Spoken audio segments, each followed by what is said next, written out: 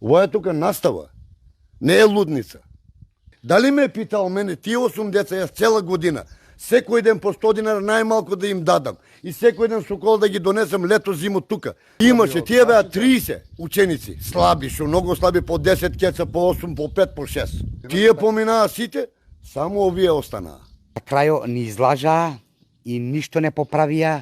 Револтирани родители од турска заедница во општина Конче реагираат дека нивните деца неправедно ќе ја повторуваат годината во основното општинско училиште Гоце Делчев, бидејќи како што велат од вкупно 30 слаби ученици, за повторување се оставени 11 ученици од малцинствата. По вчерашниот случај во општината Лозово, глас кренаа и од оваа општина. Исов Мемет, татко на 8 одделенец кој ќе ја повторува годината и покрај тоа што е тешко повреден во сообраќајна несреќа. Вели дека не бунтуваат затоа што се оставени само тие ученици, туку затоа што, како што тврди, истите критериуми не важеле за сите слаби 30 ученици. Тој посочува дека наставничкиот совет бил свикан и донел одлука за повторување без навремено известување на родителите, кое според нив требало да биде најмалку 30 дена претходно. Дополнително Мемет обвинува и за односот на одделенската наставничка, тврдејќи дека не сакала да се фотографира со учениците на полуматурата, иако претходно биле собрани и пари за подарок. Тука сме малцинство, а сме оштетени. Пошто тука има у школото 30 деца, слаби ученици, што стварно слаби, имат право наставниците и да ги понавлят. Не критикувам јас тоа, ако се слаби, нека понавлят за до година да учат. Ама тука друго се дешава. Појави се друго, од тие 30 деца, 20 деца се православни, 10 од малцинството. Турци. А Рома само тие понавljуват. И због која особа нека испаднат и они нека кажат. Може и они имат нешто да кажат. Ама ние не сме задоволни од оваа прилика. И второ, имам од тие 8 деца ќерка, матурантка, полуматурантка, пред 10 дена, спремаа се тука децата, од дома од родителите збераа по 600 динара поклон на класната. Како знае поклонот да зима од децата? А на децата им викаат, ајде, да одеме да се сликаме на Матушка Бео Леона Луксу Радовише ресторанто. И таму се е платено од страна на родителите. Она не ќе да учествува. Не е ни учествувала и на сликите не се ни сликала. Јавно кажал на децата, јас од малцинството се гнасам и се срамам. Не одам. Ова е тука настава, не е лудница. Кога ние дознаеме, децата понавljуват. Пред тај ден, 5 до 12, викат не на приговор. Утрето се става наставнички совет. Како приговор е ова? Приговор се врши на родителите, треба пред месец или два писмено да добиваме и да дојдеме тука. Ако се слаби, јас не ги критикувам нив. А и друго, бев утрето, исто на наставничкиот совет, утрето бех у општината кај градоначалникот.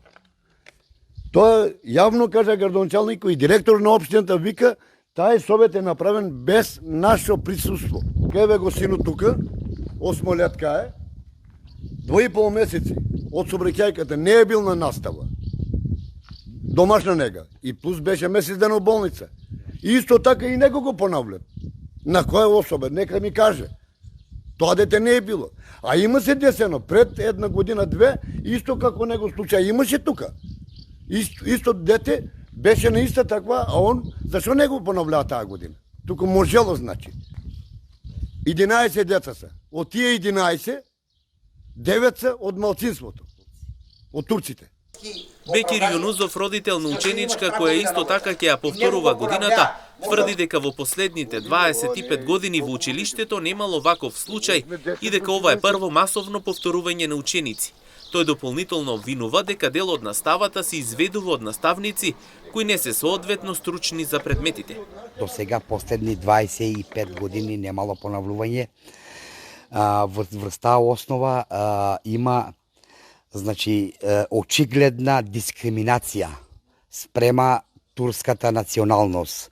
У овоа понавljување има само двојца македонски деца.